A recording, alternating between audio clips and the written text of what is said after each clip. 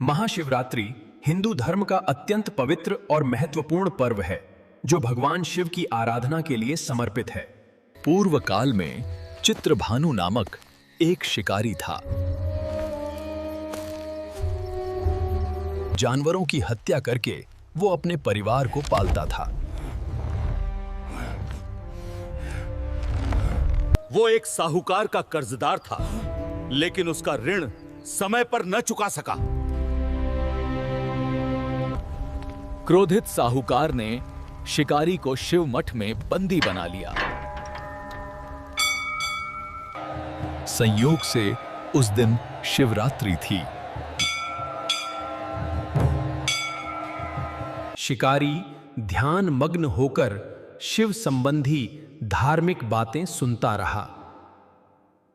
चतुर्दशी को उसने शिवरात्रि व्रत की कथा भी सुनी। शाम होते ही साहूकार ने उसे अपने पास बुलाया और ऋण चुकाने के विषय में बात की। शिकारी अगले दिन सारा ऋण लौटा देने का वचन देकर बंधन से छूट गया। अपनी दिनचर्या की भांति वह जंगल में शिकार के लिए निकला, लेकिन दिन भर बंदी गृह में रहने के कारण भूख प्यास से व्याकुल था। जब अंधकार हो गया तो उसने विचार किया कि रात जंगल में ही बितानी पड़ेगी। वह वन एक तालाब के किनारे एक बेल के पेड़ पर चढ़कर रात बीतने का इंतजार करने लगा। ओम नमः शिवाय। शिकारी को उसका पता न चला।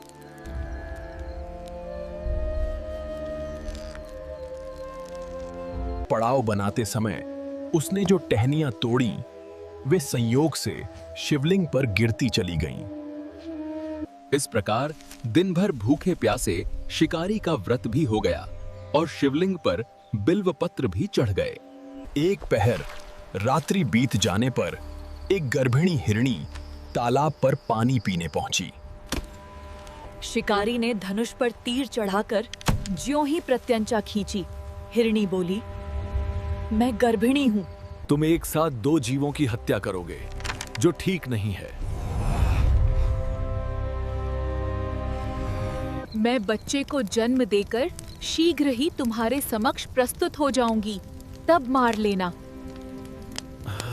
शिकारी ने प्रत्यंचा ढीली कर दी और हिरणी जंगली झाड़ियों में लुप्त हो गई।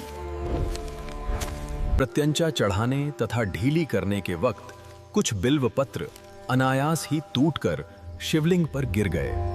इस प्रकार उससे अनजाने में ही प्रथम प्रहर का पूजन भी संपन्न हो गया। कुछ ही देर बाद एक और हिरणी उधर से निकली। शिकारी की प्रसन्नता का ठिकाना न रहा।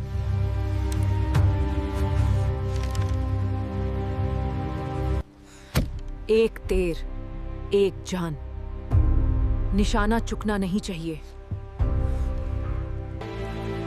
हे शिकारी,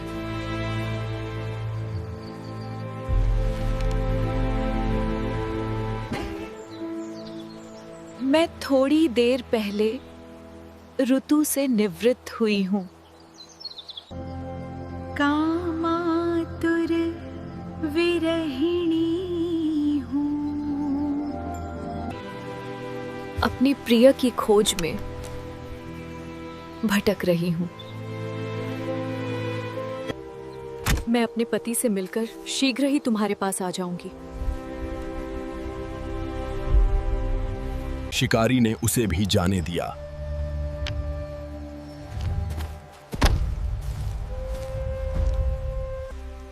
दो बार शिकार को खोकर उसका माथा ठनका। वो चिंता में पड़ गया।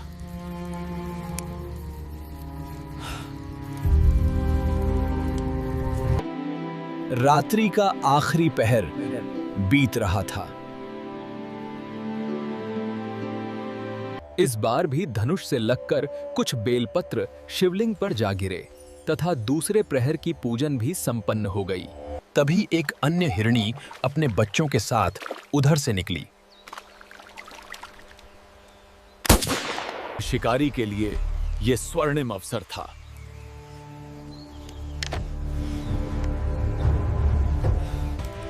उसने धनुष पर तीर चढ़ाने में देर नहीं लगाई। हे शिकारी,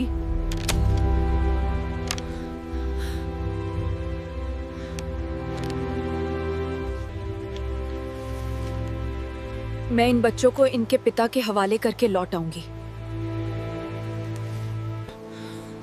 इस समय मुझे मत मारो।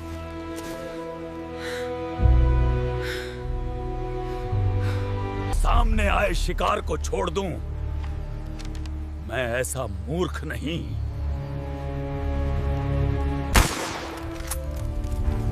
इससे पहले मैं 2 बार अपना शिकार खो चुका हूं।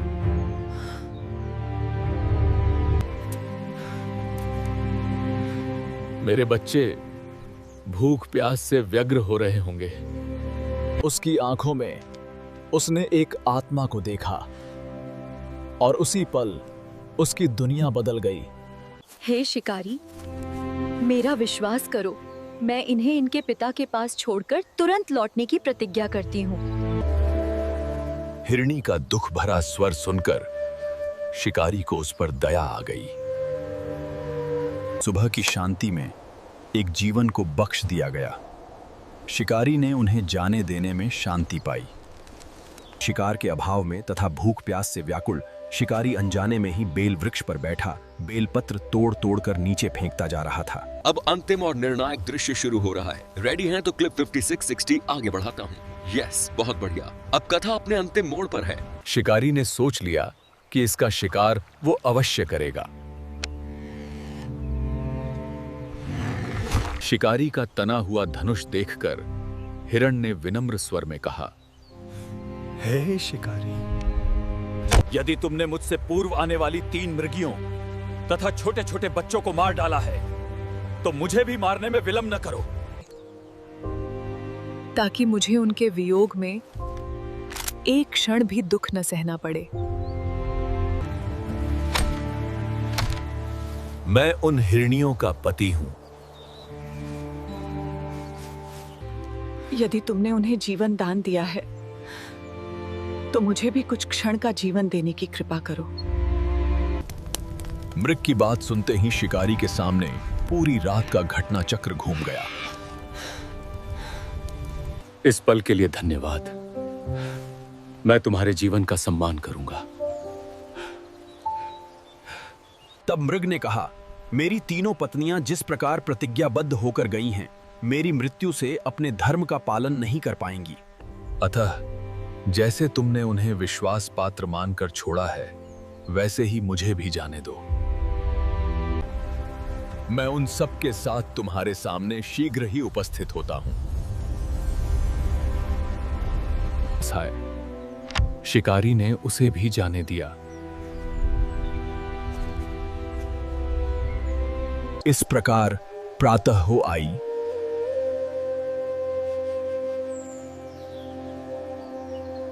उपवास, रात्रि जागरण तथा शिवलिंग पर बेलपत्र चढ़ने से अनजाने में ही पर शिवरात्रि की पूजा पूर्ण हो गई।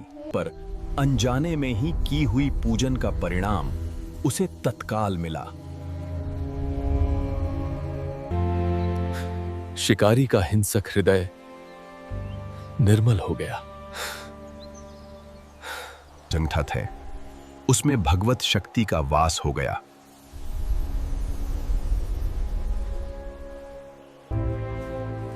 उस सुनहरी रोशनी में शिकारी और शिकार के बीच की सीमा मिट गई। किंतु जंगली पशुओं की ऐसी सत्यता, सात्विकता एवं सामूहिक प्रेम भावना देखकर शिकारी को बड़ी ग्लानि हुई है। उसने मृग परिवार को जीवन दान दे दिया।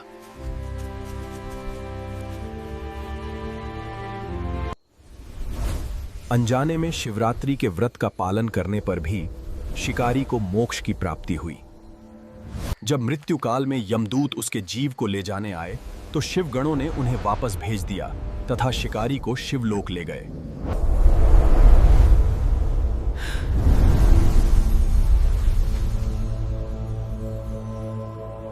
ओम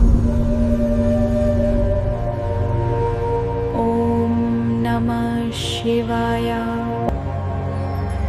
ओम नमः शिवाय।